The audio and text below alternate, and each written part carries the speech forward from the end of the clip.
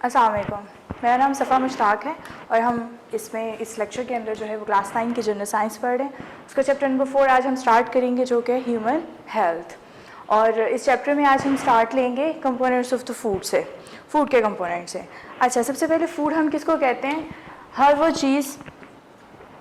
चीज़ जो after digestion यानी digestion के बाद यानी टूटने के बाद हमारी बॉडी को जो हमारी डिज़ायरेबल जो है वो मटेरियल्स प्रोवाइड कर दे और साथ में एनर्जी प्रोवाइड करे हमारी एक्टिविटीज़ के लिए डेली रूटीन की, उसको हम फूड का नाम देते हैं। यानी कि हर वो चीज़ जो आफ्टर डाइजेशन ब्रेक डाउन हो जाए, उसमें से जो रिक्वायर्ड मटेरियल है वो हमारी बॉडी को मिल जाए और साथ में एनर्जी रिलीज़ हो और वो एनर्जी हमारी डेली रूटीन में हमारी एक्टिविटीज़ करने के हमारे काम आए, हम हर उस चीज़ को फूड की कैटेगरी में जो है वो लेते हैं।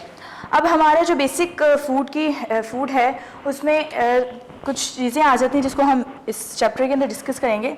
सबसे पहले वाटर है, ये तो हमारी बॉडी का मेन हिस्सा है। उसके बाद कार्बोहाइड्रेट्स हैं, फैट्स हैं, प्रोटीन्स हैं, विटामिन्स हैं, मिनरल्स हैं। और इस लेक्चर के अंदर हम ये फर्स्ट 4 इनको डिस्कस करेंगे, water, carbohydrates, fats and proteins. और इसके बाद जो अदर 2 कंपोनेंट्स हैं इसके फूड के, विटामिन्स एंड मिनरल्स, वो हम इंशाल्लाह नेक्स्ट लेक्चर में जो है वो डिस्कस करेंगे। अच्छा, सबसे पहले हम देख लेते हैं, तो सबसे पहले हम जो है वो वाटर के बारे में देख लेते हैं। वाटर जो है ये बहुत ज़्यादा अहम है लाइफ के लिए। एक इंसान जो है वो फूड के बगैर सर्वाइव कर सकता है फॉर सम डेज, फूड के बगैर वो सर्वाइव जो है वो कर सकता है, लेकिन विदाउट वाटर वो सर्वाइव नहीं कर सकता, कुछ दिन भी नहीं कर सकता।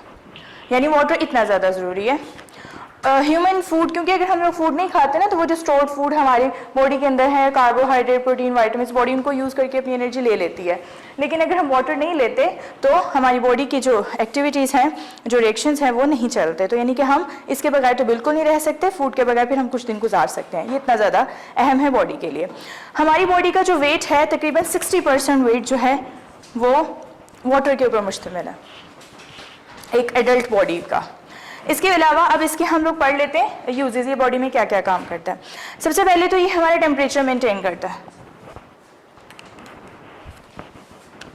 बॉडी टेम्परेचर, जिसकी एक एग्जांपल है जैसे स्वेटिंग। गर्मियों में हमें स्वेटिंग होती है just to cool down our body, से हमारी बॉडी को कूल रखने के लिए, क्योंकि उतना ज़्यादा टेम्परेचर होता है कि हमारी बॉडी जो है वो जल सकती है। और उस टेम्परेचर को बर्दाश्त करने के लिए क्या होता है, स्वेटिंग होती है और फिर वेपोरेशन का प्रोसेस होता है और कूलिंग इफेक्ट मिलता है। ये एक एग्जांपल है। इस तरह से बॉडी जो है हमारी बॉडी का टेम्परेचर क्या करती है, वाटर, वो इसको मेनटेन करता है। उसके बाद जो है ये मीडियम है बहुत ज़्यादा केमिकल रिएक्शंस का, मतलब कि बहुत ज़्यादा रिएक्शंस ऐसे हैं जो इसकी मौजूदगी में होते हैं, ये उनको जगह फ्राहम करता है, मीडियम है ये उनको कैरी करवाने का, inside the cell and also outside of the cell, दोनों, लेकिन mainly inside of the cell जो मेटाबॉलिज्म होती है ये उसको जो है वो मीडियम देता है। इसके बाद जो है अगला इसका यूज़ ये है कि ये मेटाबॉलिज्म में हेल्प करता है, खास तौर पर बहुत ज़्यादा एंजाइम्स को एनवायरनमेंट प्रोवाइड करता है एंड विदाउट एंजाइम हमारी बॉडी को कोई रिएक्शन नहीं होता। यानी ये एंजाइम को भी मीडियम प्रोवाइड करता है ताकि वो अपने जो रिएक्शंस हैं, मेटाबॉलिज्म है, उसको ठीक तरीके से कंडक्ट करवा सके। फिर इसके अलावा सबसे मेन काम इसका ट्रांसपोर्ट में है, ये ट्रांसपोर्ट करता है।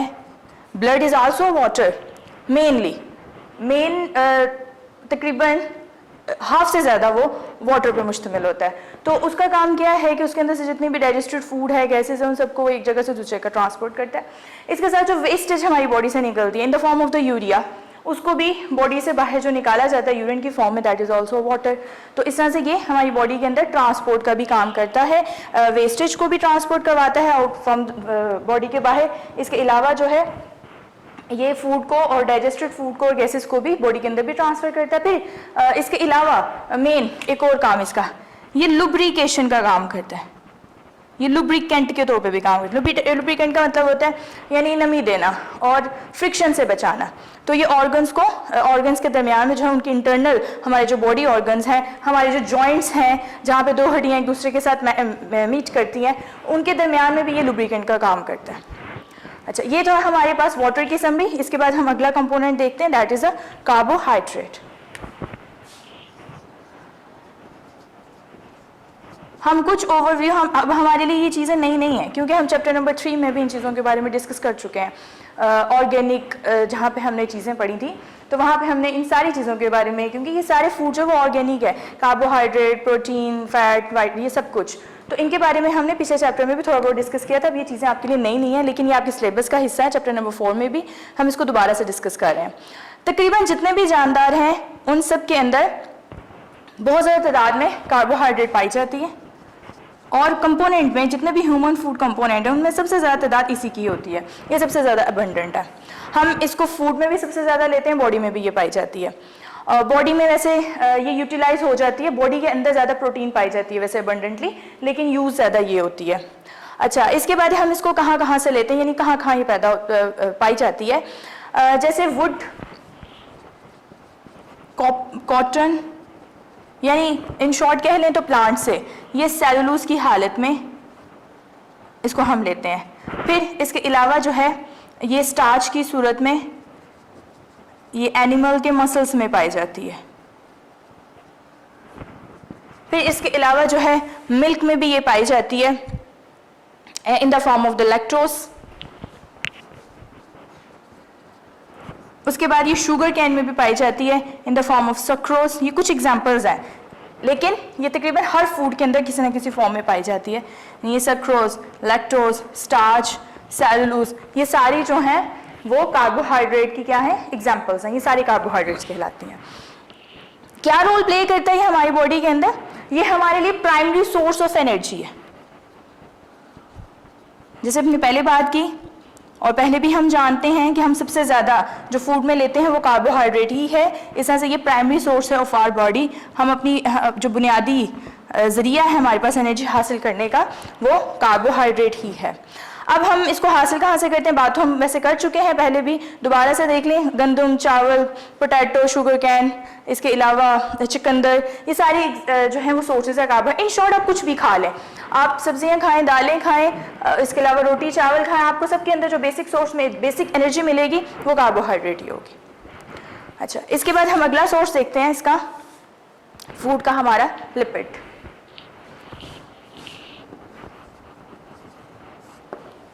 लिपिड जो है ये हमें फैट्स हैं, ये हमें दो तरह से मिलती हैं। ये इनकी क्लासिफिकेशन हमने की हुई है according to the nature in the room temperature. यानी रूम टेम्परेचर पे हमें ये दो हालतों में मिलते हैं।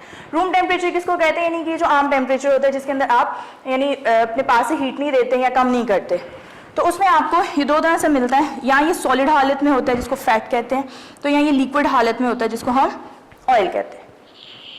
दोनों के जो सोर्सेज हैं हमारे पास वो मुख्तलिफ हैं। फैट जो होते हैं ये रूम टेम्परेचर पे, आम टेम्परेचर पे सॉलिड हालत में है, ऑयल जो है ये लिक्विड हालत में है। और सोर्सेज क्या है कि फैट हमें ज़्यादातर जो है ये एनिमल से मिलता है, और ऑयल जो है ये हमें प्लांट से मिलता है। ऑयल को भी हम वापस इंडस्ट्रीज में आजकल फैट में चेंज कर लेते हैं, लेकिन उसकी हाइड्रोजनेशन करवा के, मुख्तलिफ प्रोसेस करवा के, लेकिन जो नेचुरल सोर्स हमारे पास होता है वो फैट हमें एनिमल से मिलते हैं, यानी कि घी जितनी भी किस्म के हैं, उसके अलावा और जितने भी किस्म के ऑयल हैं वो सारे हमें जो है वो प्लांट से मिलते हैं। अब इसका ये मतलब किस चीज़ से मिलकर बना हुआ है, इसके अंदर दो चीज़ें होती हैं।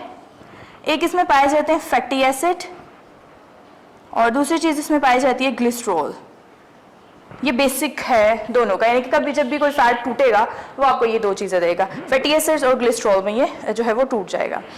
उसके बाद इसका जो लिपिड्स के कंपोनेंट्स हैं, मतलब ये कहाँ कहाँ से आपको हासिल होती है, ये बटर, क्रीम, कॉर्न ऑयल, घी, ये सारी की सारी एग्जांपल्स हैं लिपिड की। अब इसका रोल डिस्कस कर लेते हैं। अच्छा, इसका रोल जो है, इसके अंदर जो एनर्जी है मोर देन कार्बोहाइड्रेट, ये चीज़ भी हम डिस्कस की थी हमने कि 1 ग्राम कार्बोहाइड्रेट में जितनी एनर्जी होती है फैट में 1 ग्राम के अंदर उससे डबल होती है, यानी ये twice the amount of energy को कैरी करता है as compare to carbohydrate and also as compare to protein. Protein और कार्बोहाइड्रेट दोनों की निस्बत इसके अंदर सबसे ज़्यादा होती है। फिर इसके अलावा जो है ये फैट सॉल्युबल जो विटामिन है ना उनको भी एब्जॉर्ब कर लेता है। हमारी बॉडी के अंदर 2 तरह के विटामिन होते हैं, भी हमारा टॉपिक आएगा उसमें हम इसको फिर देख लेंगे, लेकिन जो फैट सॉल्युबल विटामिन होते हैं ये हमारी बॉडी के फैट्स का जाके हिस्सा बन जाते हैं, उनमें एब्जॉर्ब हो जाते हैं और इस तरह से बॉडी में प्रेजेंट रहते हैं, तो ये उनको एब्जॉर्ब कर लेते हैं। फिर इसके अलावा जो है ये हमारी स्किन के नीचे इकट्ठा हो जाता है, बिलो द स्किन, और वहाँ पे ये क्या काम करता है, इंसुलेटर का काम करता है, ठीक है, यानी कि हीट को specially in the winter season, winter में जो हमारी बाहर टेम्परेचर बहुत लो होता है, ठंड होती है, तो हमारे इंटरनल जो टेम्परेचर होता है वो एज़ कम्पेयर टू बाहर वाली इन्वायरमेंट के वो गर्म होता है, तो ये उसको ना बाहर नहीं निकलने देती, हीट को उसको कंजर्व करके रखती है इंटरनली। तो ये आपके जो सर्दियों में देखा वो मुँह से भाप टाइप निकलती है, वो ये डिफरेंस ही शो कर रहा होता है कि इंटरनल जो है और बाहर के टेम्परेचर में कितना फ़र्क है, तो ये उसको जो है वो स्किन के ज़रिए बाहर नहीं निकलने देती। फिर इसके अलावा इसने प्रोटेक्शन बहुत दी हुई है ऑर्गन्स को, प्रोटेक्ट द ऑर्गन्स, यानी आपके जितने भी ऑर्गन्स हैं, दिल है, गुर्दा है, इसके बाद किडनीज हैं, इन सब के बाहर एक फैट की लेयर बनी होती है, चर्बी के तहें हैं बाहर जो उसको पैकिंग दे रही हैं, जो इनके लिए बैग फ्राहम करती हैं, और वो क्यों है, ताकि ये फ्रिक्शन ना कर जाए, क्योंकि ये चिपचिपे होते हैं ना और उसको स्लिपी होता है, हाथ से चिपचिपाहट होती है इसमें, तो इतनी जल्दी जो है वो उनको चोट नहीं लगती, मैकेनिकल इंजरी नहीं होती, उसको प्रोटेक्शन जो है ये फ्राहम करते हैं हमारे बहुत वाइटल ऑर्गन्स को, कि अगर उनको कुछ हो गया तो हमें बहुत नुकसान होगा, तो ये उनको प्रोटेक्शन देते हैं। इसके बाद हमारा जो है लास्ट वाला कंपोनेंट ऑफ फूड है, दैट इज द प्रोटीन्स।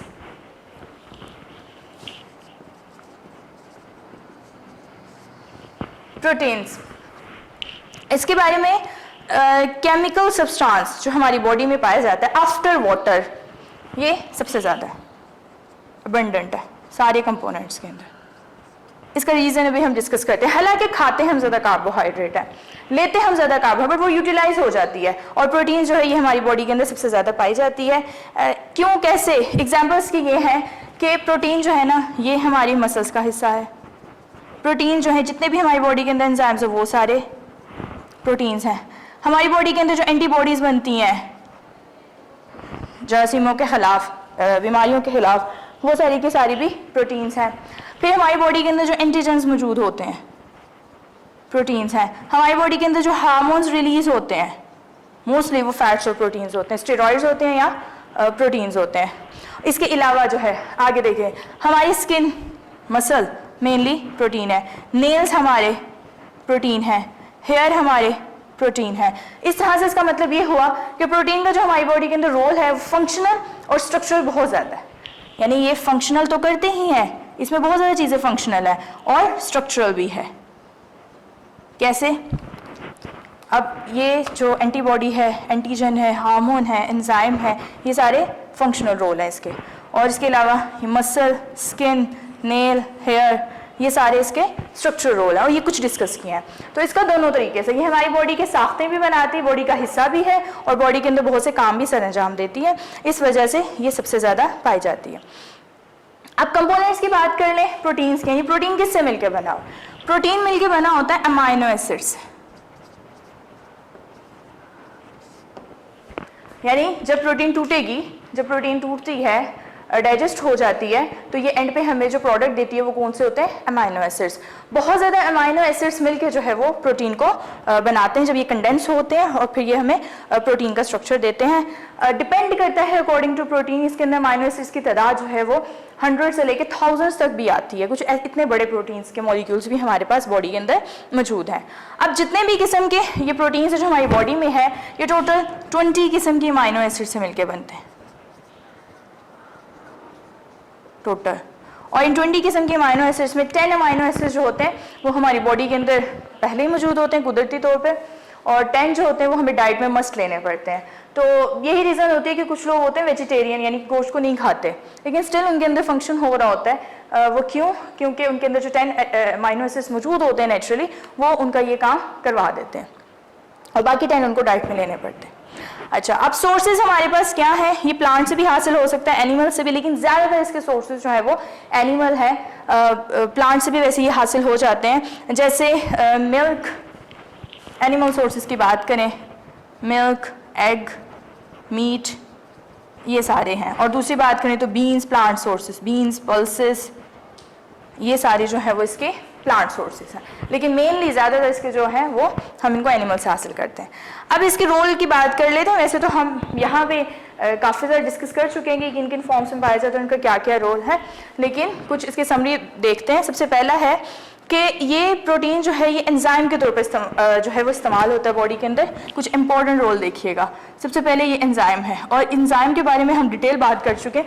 ये कैटलिस्ट होते हैं बॉडी के, यानी कि रिएक्शन को तेज़ करने का काम करते हैं। हमारी बॉडी में अगर एंजाइम ना हो तो, या ये स्लो कर जाए काम करना अपना, तो बॉडी भी सुस्त हो जाती है, उसका रिएक्शन नहीं होता। एंजाइम रिएक्शन की स्पीड को 1000 टाइम इंक्रीज कर देता है, यानी ऐसा रिएक्शन जो एंजाइम के बगैर हो रहा है और एक ऐसा रिएक्शन जो एंजाइम के साथ हो रहा है, तो उसमें 1000 गुना की स्पीड का फर्क पड़ेगा। तो ये एक काम है प्रोटीन का। फिर उसके बाद जो है हार्मोन, हार्मोन का टॉपिक भी आएगा हमारा इसी चैप्टर के अंदर, एंडोक्राइन ग्लैंड में हम पढ़ेंगे। लेकिन ये जो सीक्रेट होते हैं ये भी मेनली जो है ज़्यादातर प्रोटीन और फैट्स की सूरत में होते हैं, और ये कोऑर्डिनेशन करवाते हैं। यानी कि बहुत ज़्यादा हमारी बॉडी के ऐसे काम हैं जो भी हम डिस्कस करेंगे आगे, कि वो सारे के सारे हार्मोन्स करवाता है। तो ये एक इसका इंपॉर्टेंट है कि ये प्रोटीन की फॉर्म में होते हैं। फिर उसके बाद जो है ये एंटीबॉडीज़ और एंटीजेंस को रिलीज़ करता है।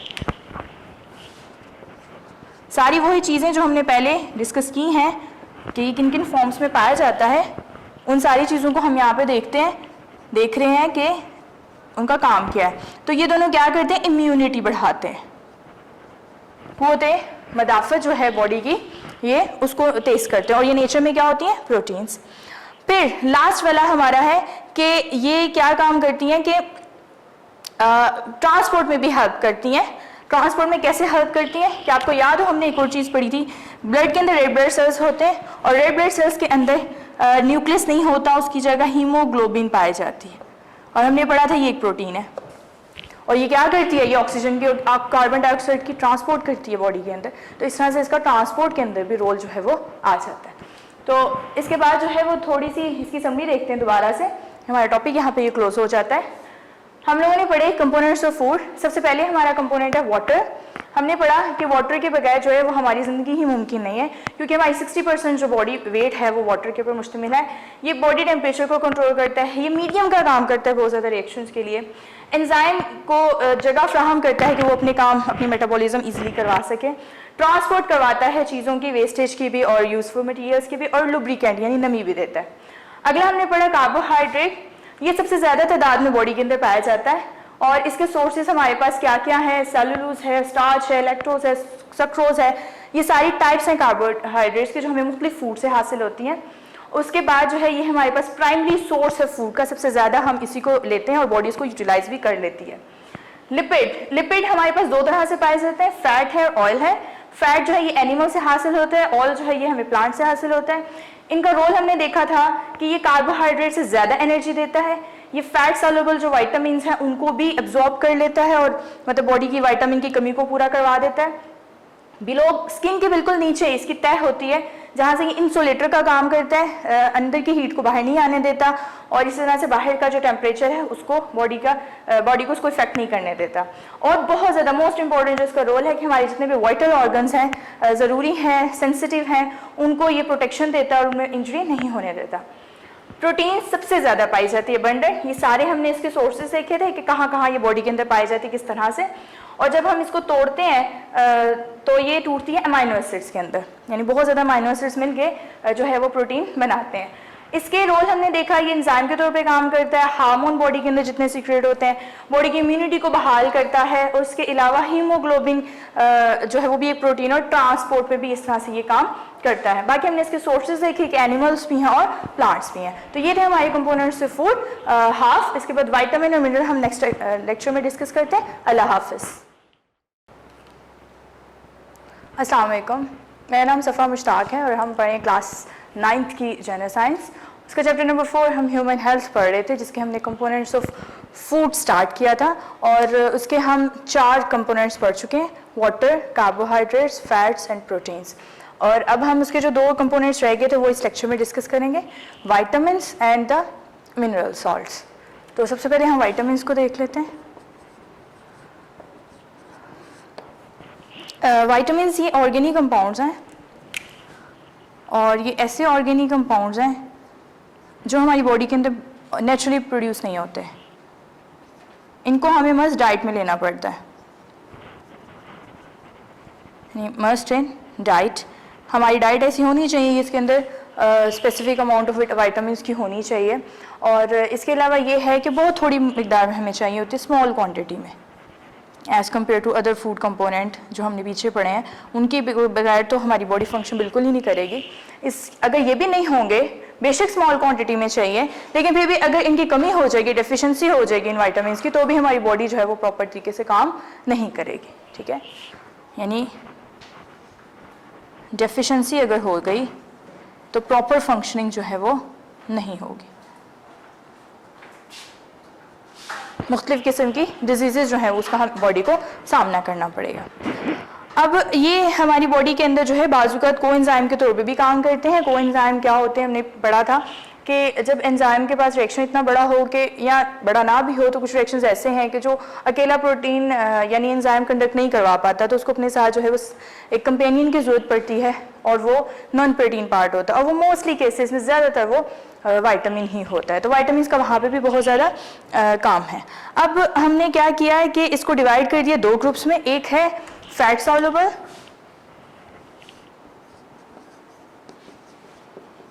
और दूसरे हैं, एक है फैट सॉल्युबल और दूसरे हैं वाटर सॉल्युबल।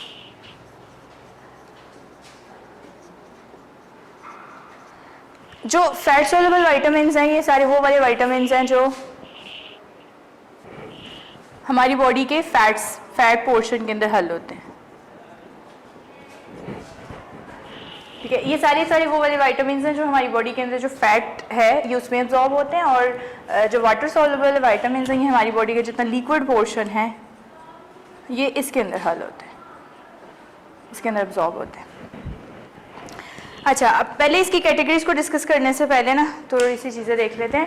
फैट सॉल्युबल जितने भी अगर वाटर सॉल्युबल विटामिन्स फर्ज करें अगर तो इनकी कमी हो जाती है, क्योंकि हमें ये चाहिए बहुत थोड़ी सी मिकदार में, तो अगर ये उतनी मिकदार में भी नहीं मिलते तो ऑब्वियसली बॉडी के बहुत ज़्यादा फंक्शंस रुक जाते हैं। लेकिन अगर इनकी एक्सेस हो जाती है तो भी हमारे लिए ठीक नहीं है, लेकिन इनकी एक्सेस बर्दाश्त हो जाती है। वो क्यों? क्योंकि ये सीक्रेट हो जाते हैं with the sweating, with the urine, ये निकल जाते हैं। लेकिन फैट सॉल्युबल विटामिन जो है इनकी कमी तो हमें बिल्कुल बर्दाश्त नहीं होगी, उसकी वजह से बहुत ज़्यादा डिजीज़ लगेंगी। लेकिन अगर इनकी ज़्यादती हो जाती है, यानी अगर ये एक्सेस में हो जाते हैं, तो इनको निकालना हमारे लिए मुश्किल होता है, क्योंकि ये फैट वाले पोर्शन में हल होते हैं, और वो फिर हमें क्या करना पड़ता है कि उस फैट को निकालना पड़ता है through the surgery. Fat soluble vitamins को डिस्कस करते हैं अब हम। पहले कितनी तरह के होते हैं फैट सॉल्युबल विटामिन्स? ये हैं A, D, E and K, जो हमने यहाँ पे भी डिस्कस करने हैं, A, D, E and K। और इस तरह से जो हमारे पास वाटर सॉल्युबल विटामिन्स हैं वो कौन कौन से हैं जो हमने यहाँ पे डिस्कस करने हैं? वो B और C हैं। अब इनको हम बारी बारी देख लेते हैं। सबसे पहले हम फैट सॉल्युबल विटामिन्स को देख लेते हैं। फैट सॉल्युबल विटामिन्स में सबसे पहले हम विटामिन A को डिस्कस करते हैं। विटामिन A के जो सोर्सेज हैं हमारे पास वो सारे ग्रीन लीफी वेजिटेबल्स हैं, यानी कि जितनी भी सब्ज़ पत्तों वाली सब्जियां हमारे पास वो सारे इसके सोर्सेज में आती हैं, जैसे कि carrot, spinach, pea, cabbage, tomato, wheat, corn, cream, butter, और इसके अलावा फिश लिवर ऑयल और and the liver of the other animals also. ये सारे के सारे हमारे पास विटामिन A के क्या है सोर्सेज हैं। अब इसकी इंपॉर्टेंस क्या है? इसकी इंपॉर्टेंस ये है कि ये सेलुलर ग्रोथ, सेलुलर मेटाबॉलिज्म और ग्रोथ इसके लिए जरूरी होती है, यानी कि बॉडी के सेलुलर मेटाबॉलिज्म का मतलब है कि सेल के अंदर होने वाले रिएक्शंस, और आल्सो फॉर द ग्रोथ के लिए ये जरूरी है। डेफिशिएंसी अगर हो जाती है हमें विटामिन A की, अगर इसकी हमें डेफिशिएंसी हो जाती है, कमी हो जाती है, तो उसकी वजह से क्या होता है, उसकी वजह से हमें एक बीमारी होती है जिसका नाम है नाइट ब्लाइंडनेस। इस बीमारी में क्या होता है, इसमें जब नेचुरल जो लाइट है बाहर रोशनी, यानी कह लेंगे जब मगरिब का टाइम होता है, यानी सूरज की रोशनी ख़त्म होना शुरू होती है, उसके बाद नज़र आना बंद हो जाता है नॉर्मली। और उसके अलावा जो है फिर ये आपको जो दूसरी आर्टिफिशियल लाइट है इसमें भी कम दिखाई देता है। तो इस बीमारी को हम क्या नाम देते हैं, नाइट ब्लाइंडनेस का नाम देते हैं। और ये ज़्यादातर जो है वो बच्चों में पाई जाती है, और अगर इसका वो इलाज ना किया जाए, इसको अनट्रीटेड छोड़ दिया जाए, तो फिर ये परमानेंट ब्लाइंडनेस में भी कन्वर्ट हो जाती है। यानी कि विटामिन ए इतनी बड़ी हमारे अंदर जो है वो लॉस का सबब बनती है। इसके अलावा और भी मुख्तलिफ हमें पता चल जाते हैं विटामिन ए की कमी से। स्किन ड्राई हो जाती है, ड्राइनेस ऑफ स्किन, और इसके साथ जो है वो हमें बहुत ज़्यादा दांतों के मसले होते हैं, डेंटल डिके, यानी कि दांत ख़राब हो जाते हैं। तो ये सारे मसले जो है वो हमें विटामिन ए की कमी की वजह से होते हैं। इसके बाद हम विटामिन डी डिस्कस कर लेते हैं।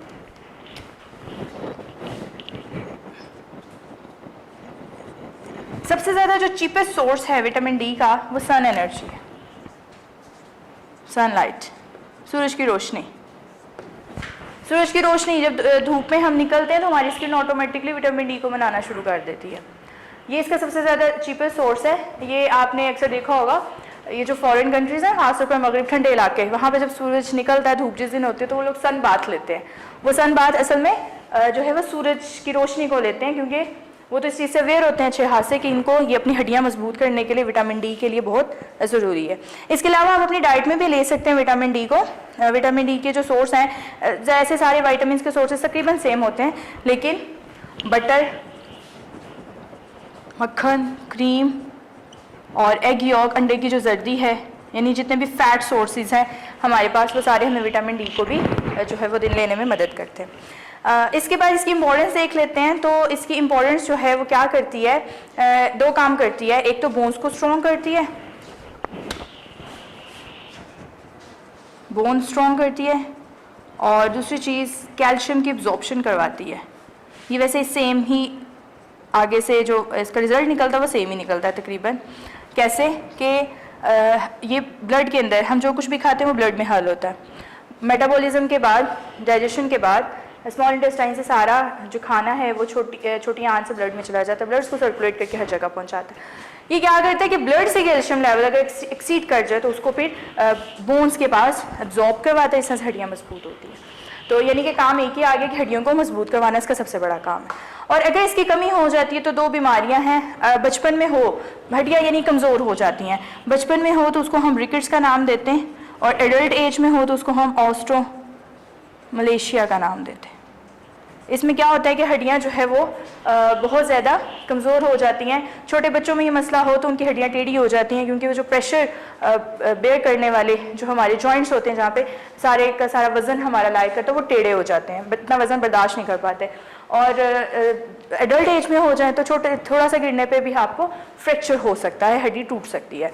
तो ये जो है वो इसकी बनती है। उसके बाद हम अगला डिस्कस करते हैं, that is vitamin E. Vitamin E के जो सोर्सेज हैं हमारे पास वो भी तकरीबन ग्रीन लीफी वेजिटेबल्स हैं, यानी ग्रीन लीफी वेजिटेबल्स। और अगर इसकी कमी हो जाती है विटामिन ई की डेफिशिएंसी की वजह से, हमें जो मसले आते हैं वो नर्वस डिज़ॉर्डर से आते हैं, ज़्यादातर सीरियस किस्म के। और इसके अलावा जो है वो एक और, यानी कि हमें इसकी कमी से क्या होता है, नर्वस मस्कुलर डिज़ॉर्डर्स होते हैं, और इनफर्टिलिटी भी इसकी वजह से कॉज हो जाती है।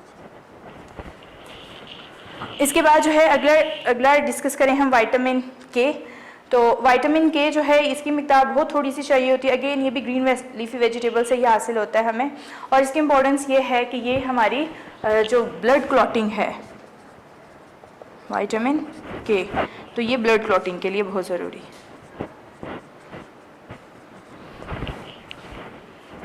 अब हम पढ़ लेते हैं इसके water soluble vitamins. Next topic हम पढ़ते हैं वाटर सॉल्युबल वाइटामिन के बारे में। हमने पढ़ा था इसके अंदर दो वाइटामिन पढ़ेंगे हम, vitamin B and vitamin C. अब विटामिन बी जो है ना, ये बहुत ज़्यादा विटामिन का कॉम्बिनेशन है, यानी ये एक कॉम्प्लेक्स कंपाउंड है और इसके अंदर जो है वो बहुत ज़्यादा विटामिन आ जाते हैं। जैसे इसके अंदर आ जाते हैं B1, B2, B6, B12, B1, B2, B6, B12। तो इन चारों के बारे में हम देखेंगे और उसके बाद हम विटामिन सी के बारे में देखेंगे। सबसे पहले हम विटामिन B1 के बारे में देखते हैं। ये हमें गंदम, सब्जियां, बादाम, पिस्ता, ये चीज़ें खाने से मिलता है B1। तो यानी कि ये भी वही वेजिटेबल सोर्सेज हैं इसके, और दूसरे सेंस में हम कह सकते हैं ड्राई फ्रूट्स, बादाम, पिस्ता वगैरह। तो ये खाने से हमें ये हासिल होता है। और इसके साथ जो है अगर इसकी डिफ़िशेंसी हो जाती है तो इसकी डिफ़िशेंसी से क्या होगा कि एक बीमारी है जिसका नाम है बेरी, इसमें मसल्स वीक हो जाते हैं।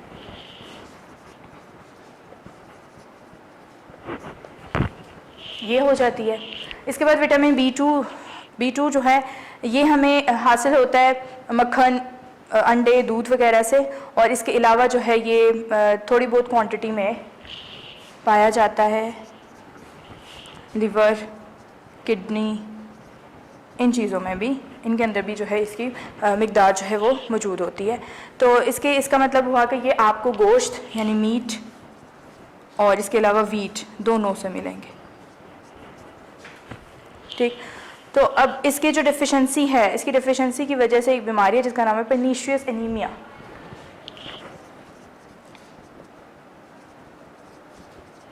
इसमें क्या होता है कि रेड ब्लड सेल्स जो है वो कम हो जाते हैं और बॉडी के अंदर खून की कमी हो जाती है, और उसकी वजह से ना हमारा डाइजेस्टिव सिस्टम ठीक तरीके से काम करता है। यानी कि ये विटामिन इसलिए भी ज़रूरी है कि डाइजेशन प्रॉपर हो जाए और नर्वस सिस्टम प्रॉपर हो, यानी ये भी होगा, डाइजेशन हमारी ठीक नहीं होगी और इसके साथ जो है वो नर्वस सिस्टम भी ठीक काम नहीं करेगा। तो ये इसके लिए B2 जो है वो ज़रूरी है।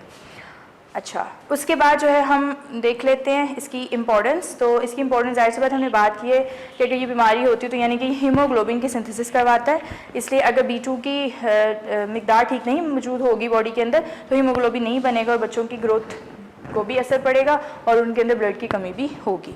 अब B12 देख लेते हैं, जो हमारे पास लास्ट विटामिन है बी कॉम्प्लेक्स का।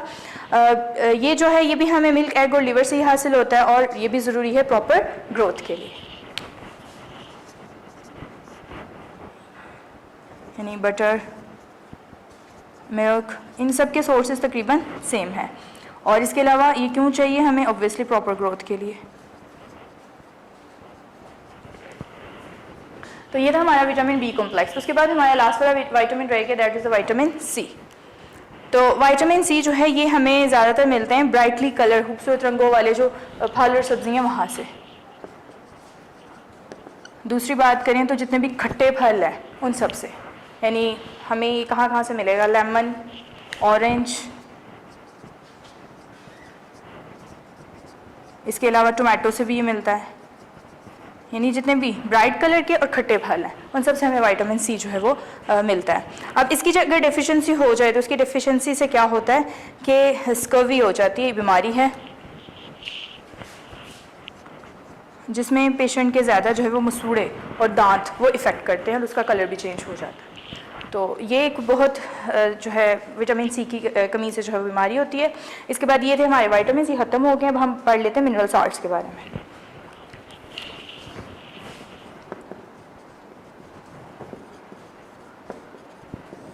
मिनरल सॉल्ट्स जो है ना ये इनऑर्गेनिक हैं और मिनरल कहते किसको हैं? हर उस चीज़ को जो हमें सॉइल से हासिल हो, ज़मीन जिसका सोर्स हो, वो हम उसको क्या नाम देते हैं? मिनरल का। अब जाहिर सी बात है ज़मीन से हासिल हो रहा है, हम ज़मीन तो हम इतनी तो नहीं खाते कि हमें वहाँ से ये डायरेक्ट जो है वो सोर्स में हासिल हो, तो हमारे पास तो इनडायरेक्टली पहुँचता है। इनडायरेक्टली से मुराद है कि जब प्लांट्स जो है वो इसको ज़मीन से एब्जॉर्ब करते हैं, हम प्लांट्स को जब खाते हैं वो हमारे तक तब पहुँचता है। यानी इसी डेफिनेशन में दोनों चीज़ें आ जाती हैं। एक वो चीज़ जो आपको सॉइल से हासिल होती है, हम उसको जो है वो मिनरल कहते हैं। दूसरी चीज़ इनऑर्गेनिक होती है, सारी इनके अंदर कार्बन और हाइड्रोजन इकट्ठा पाना कोई शर्त नहीं है। उसके बाद इसके फंक्शन बात कर लें इंपॉर्टेंट, तो हम अलग अलग साल्ट्स का डिस्कस कर लेते हैं। जैसे सबसे पहले हम कैल्शियम के बारे में बात कर लेते हैं। कैल्शियम की ज़रूरत पड़ती है बॉडी की ब्लड क्लॉटिंग में, यानी ये मसल्स के लिए ज़रूरी है और इसके अलावा ब्लड के लिए, तो ये ब्लड क्लॉटिंग करता है। फिर ये नर्व इम्पल्स, उसकी ट्रांसमिशन के लिए। नर्व इम्पल्स का क्या मतलब है? दिमाग जो हमारे रिसेप्टर को, यानी कि हमारी जो सेंस ऑर्गन है, उन पे पैगाम भेजता है और वहाँ से जो पैगाम ब्रेन तक भी जाता है वो सारे केमिकल्स की सूरत में जाता है। उन केमिकल्स को नर्व इम्पल्स कहते हैं। इसका मतलब वो है कि ये नर्वस सिस्टम को काम करने के लिए जो है वो ठीक तरीके से चाहिए। इसके अलावा जो इसका मोस्ट एक इम्पॉर्टेंट काम है जिसकी वजह से हम कैल्शियम को जानते हैं, बोन्स को फॉर्म करवाना है, यानी इनको स्ट्रॉन्ग करवाना। तो ये है हमारे पास कैल्शियम के। इसके बाद हम अगला देखते हैं आयरन। आयरन के बारे में, ये हीमोग्लोबिन का अहम पार्ट है, इंपॉर्टेंट पार्ट ऑफ हीमोग्लोबिन। और हीमोग्लोबिन का काम क्या है? ऑक्सीजन की ट्रांसपोर्ट इन द बॉडी। तो इसका मतलब है कि आयरन, अगर आयरन नहीं बनेगा हीमोग्लोबिन नहीं बनेगी, हीमोग्लोबिन नहीं बनेगी रेड ब्लड सेल्स नहीं फॉर्म होंगे और खून की कमी हो जाएगी। यानी ये हमें अनीमिया से बचाती है। इसकी कमी हो जाए तो अनीमिया हो जाता है, इसको खून की कमी का नाम देता है। और जो 100 में से 90 लोगों को लाजमी होती है। अब जो हमारी डाइट और हमारी एक्टिविटीज़ हो गई हुई है मॉडर्न लाइफ, उसमें तकरीबन बच्चों में खास तौर पर 90% बच्चों के अंदर ये पाई जाती है। और ये सिर्फ पाकिस्तान का इशू नहीं है, ये पूरे एशिया ममालिक में यही ऐसा है। उसके अलावा आयोडीन की बात करें,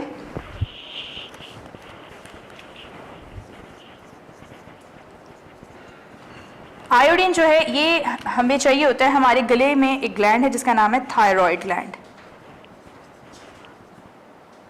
और ये थायराइड ग्लैंड जो है कुछ हार्मोन्स को सिक्रेट करवाता है, लेकिन इसको अपने सिक्रेशन के लिए उन हार्मोन्स को निकालने के लिए आयोडीन की ज़रूरत पड़ती है। अगर हमारी डाइट के अंदर आयोडीन नहीं होगा, ये अपने हार्मोन्स को नहीं निकालेगा और जिसकी वजह से क्या होता है, ये स्वेल कर जाता है, सूज जाता है और उसकी वजह से हमें गले पड़ जाते हैं, मतलब गोइटर जिसको कहते हैं वो हो जाता है, क्योंकि ये निकालता नहीं, बना रहा है हार्मोन लेकिन उसको सिक्रेट नहीं कर पा रहा क्योंकि उसको आयोडीन चाहिए और वो उसको नहीं मिल रही। और इसकी वजह से फिर गोइटर भी होता है और साथ में मेंटल ग्रोथ भी ठीक तरीके से बच्चों की नहीं होती, जिसमें बच्चों में सुस्ती, सबक याद ना होना, इस तरह के जो है वो अलामतें पाई जाती हैं। इसके साथ जो है वो सोडियम एंड पोटेशियम है, तो इनका भी रोल जो है वो नर्व इम्पल्सेस में है।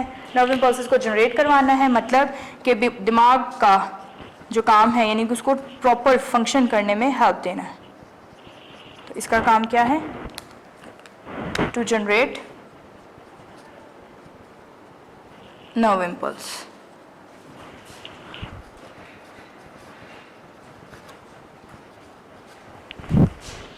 उसके बाद हमारे साल्ट है last, that is a fluoride.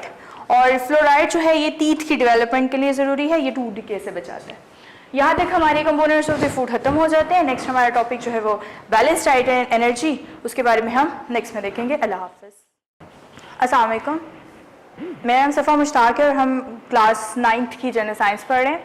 इसका चैप्टर नंबर 4 ह्यूमन हेल्थ पढ़ रहे हैं हम, और उसका आज जो हम टॉपिक पढ़ने जा रहे हैं वो है importance of the energy. Energy की जो है वो अहमियत के बारे में देखेंगे। एनर्जी हमें चाहिए होती है फॉर आर डेली एक्टिविटीज़ के लिए। इसके अलावा एनर्जी हमें चाहिए होती है अपने बॉडी टेम्परेचर को मेंटेन करने के लिए। एनर्जी हमें चाहिए होती है फॉर आर इनर मेटाबॉलिज्म के लिए। तो इन शॉर्ट ये कि एनर्जी की हमारी बॉडी में बहुत ज़रूरत है। ज़ाहिर है हम खड़े भी नहीं हो सकते अगर बॉडी में एनर्जी नहीं होगी। एनर्जी के सोर्सेज क्या है हमारे पास? हमारे पास एनर्जी के सोर्सेज है हमारी फूड, और जिसके कंपोनेंट्स हम सारे पीछे पढ़ चुके हैं। Carbohydrate, protein, fats, vitamin, minerals, ये सारे हमारे पास एनर्जी के जो है वो सोर्सेज हैं। हम एनर्जी को मुहैया किस में करते हैं? हम एनर्जी को मुहैया करते हैं कैलोरी में। ठीक है, ये इसका यूनिट एनर्जी को मुहैया करने का। और इसके अलावा मुख्तलिफ कंपाउंड्स के अंदर जो है वो मुख्तलिफ कैलोरीज एनर्जी मौजूद होती है। जैसे 1 ग्राम कार्बोहाइड्रेट के अंदर जो एनर्जी है वो है 4.1 किलो कैलोरी कार्बोहाइड्रेट्स। तो इसके अंदर कितनी है? 4.1 है। फैट्स की बात करें तो इसके अंदर जो है वो 9.3 है। प्रोटीन्स की बात करें तो इसके अंदर 4.3 है। तो इस तरह से 1 ग्राम कार्बोहाइड्रेट के अंदर 4.1 किलो कैलोरी है, 1 ग्राम फैट के अंदर 9.3 किलो कैलोरी है, 1 ग्राम प्रोटीन के अंदर 4.3 किलो कैलोरी जो है वो एनर्जी है। तो यानी इसकी मिकदार जो है वो के अंदर मुख्तलिफ होती है। इसके अलावा आपकी बुक के अंदर टेबल बना हुआ है, उसको आप देखिएगा। वहाँ पे उन्होंने आप रोज़मर्रा लाइफ में सारे दिन में जो खाना इस्तेमाल करते हैं उसके अंदर कितनी अमाउंट ऑफ एनर्जी होती है वो लिखा हुआ है। Rice, wheat, P, potato, brinjal, cucumber, banana and dry fruits and other food items के बारे में उन्होंने लिखा हुआ है, उसको देख लीजिएगा वहाँ से। फिर इसके अलावा उन्होंने एक चार्ट है, उसमें लिखा हुआ है कि हमें कौन सी एज में कितनी अमाउंट, कितने कैलोरीज चाहिए। जैसे 1 से 3 साल की उम्र में 1200 किलो कैलोरी इतना सारा दिन में खाना चाहिए, 4 से 6 साल की उम्र में 1600, और 7 से 9 साल की उम्र में 2000, और 10 से 12 में 2500, और उसके बाद जब हम एडल्ट में जाते हैं तो फिर कम होना शुरू हो जाती है। तो इतनी अमाउंट ऑफ एनर्जी हमें लेनी है।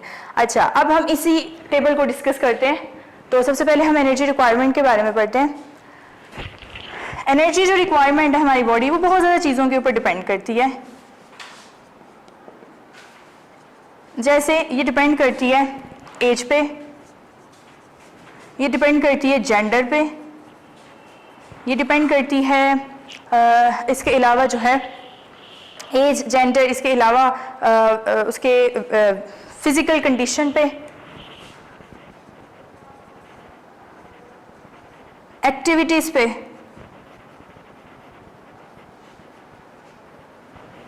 ठीक है। तो ये सारी चीज़ें हैं जिनके ऊपर वो डिपेंड करती है। कुछ को हम यहाँ पे डिस्कस करते हैं। जैसे जो एनर्जी है बच्चों को, वो कितनी चाहिए फॉर चिल्ड्रन। बच्चों के लिए जो एनर्जी है वो as compare to old people ज़्यादा चाहिए होती है, क्योंकि इन्हें जो है, अब जो ओल्ड पीपल हैं उन्हें सिर्फ चाहिए होती है energy for the repair and maintenance, यानी उनकी बॉडी के अंदर जो रिपेयरमेंट हो ये वो, और यहाँ पे मेंटेन रखने के लिए बॉडी को।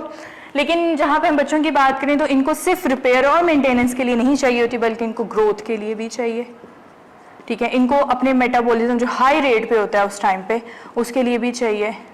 फिर इन्हें इतनी एनर्जी चाहिए कि ये अपनी पुबर्टी के जो चैलेंजेस हैं उनको भी बाद में उसका सामना कर सके। इन सारी चीज़ों के लिए इन्हें ये एनर्जी जो है वो ज़रूरी होती है। इसका मतलब ये हुआ कि 1 किलोग्राम वेट के लिहाज से ओल्ड पीपल के निस्बत बच्चों को जो एनर्जी है वो बहुत ज़्यादा रिक्वायर्ड होती है। फिर आगे बात करते हैं एनर्जी फॉर मैन। अब जो जेंडर में देखें, मेल की फीमेल की निस्बत मेल्स को एनर्जी ज़्यादा चाहिए होती है, यानी एक चीज़ तो इनको ये कि मोर देन वुमेन, ठीक है। औरतों से मर्दों को एनर्जी ज़्यादा चाहिए होती है। उसके बाद मर्दों में भी बात करें तो एक वो जिन्होंने हार्ड वर्क करना है, फिजिकल वर्क है, और एक वो जिन्होंने जो है वो बैठे रहना है या फिर या काम नहीं करना, और अगर काम करना है तो उनका काम जो है वो ज़्यादा बैठने वाला काम है, ठीक है, यानी सिटिंग एरिया है उनका। तो इनको जो है वो एनर्जी मोर चाहिए और इनको जो है वो एनर्जी लेस चाहिए, ठीक है। इसमें फ़र्क आ जाएगा, यानी फिजिकल एक्टिविटी भी आगे। पहले तो जेंडर में मेल को ज़्यादा चाहिए, फीमेल को कम, और उस जेंडर के अंदर भी आगे उनकी फिजिकल एक्टिविटी डिपेंड करती है किसकी ज़्यादा है। उसके बाद जो है वो एनर्जी आ जाती है lactating womens and pregnant womens की।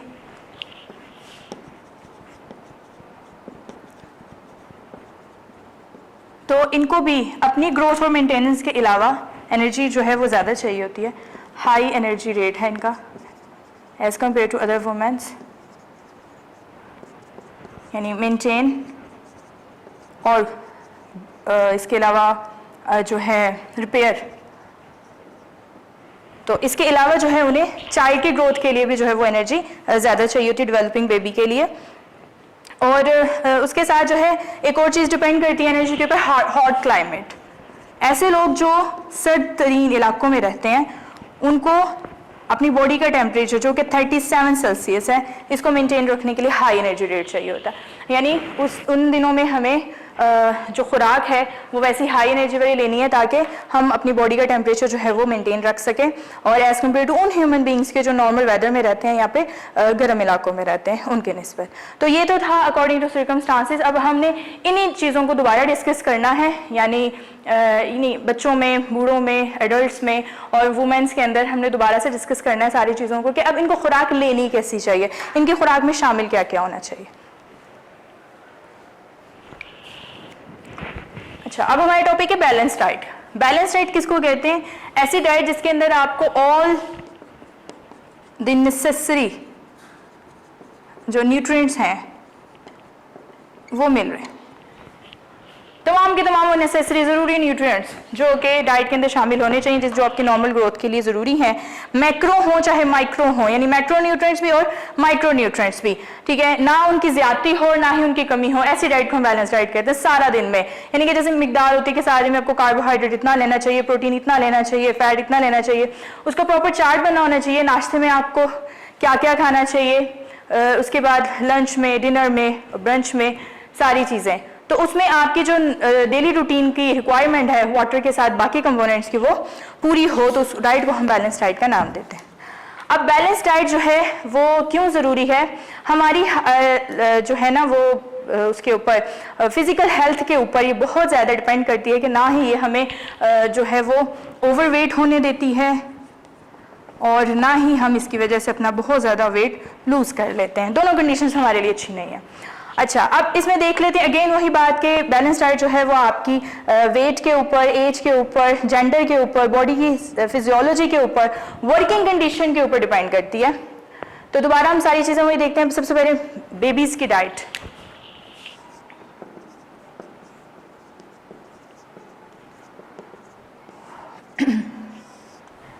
अच्छा, बच्चों के लिए जो है ना सबसे ज़्यादा बेस्ट जो ग़िज़ा है वो ब्रेस्ट फीडिंग है।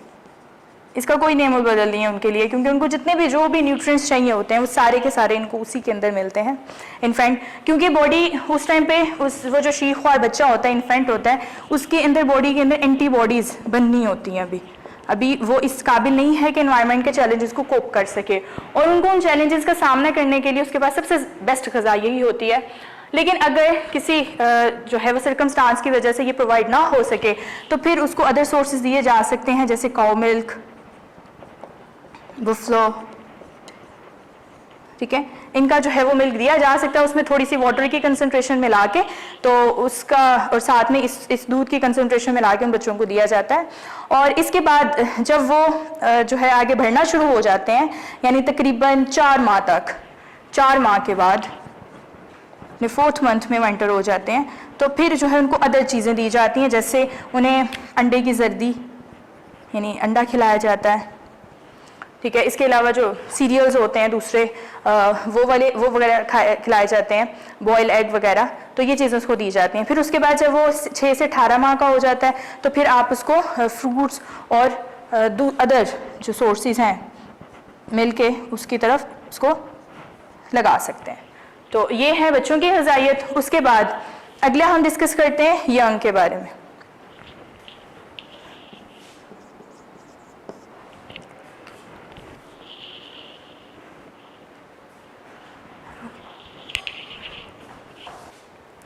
अच्छा, अब इनको जो है ना मोर एनर्जी चाहिए, मोर फूड चाहिए, क्योंकि ये मोर एक्टिव होते हैं। इस टाइम पे इनकी बॉडी पीक पे जो है, इनकी मेटाबॉलिज्म और इनकी जो बॉडी की एनर्जी है वो पीक पे होती है।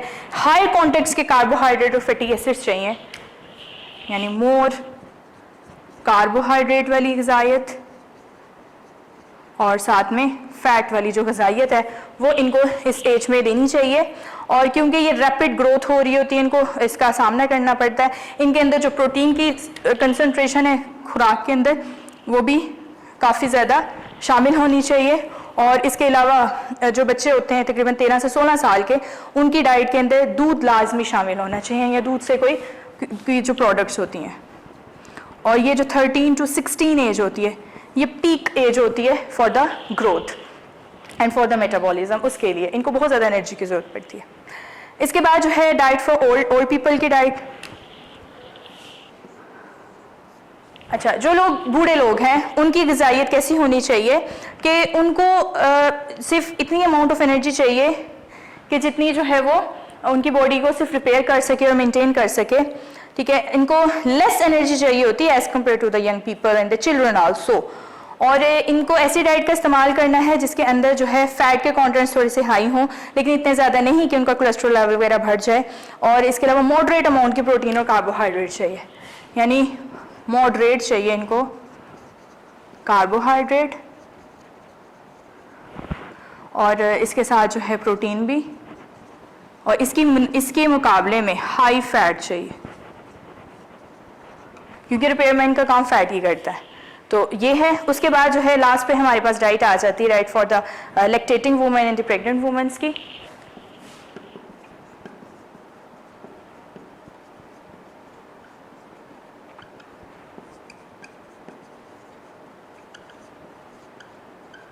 तो इनकी जो डाइट है वो भी हाई होनी चाहिए न्यूट्रिएंट्स की कंसंट्रेशन में, डबल अमाउंट ऑफ एनर्जी चाहिए इनको ऑर्डिनरी वुमेन की निस्बत,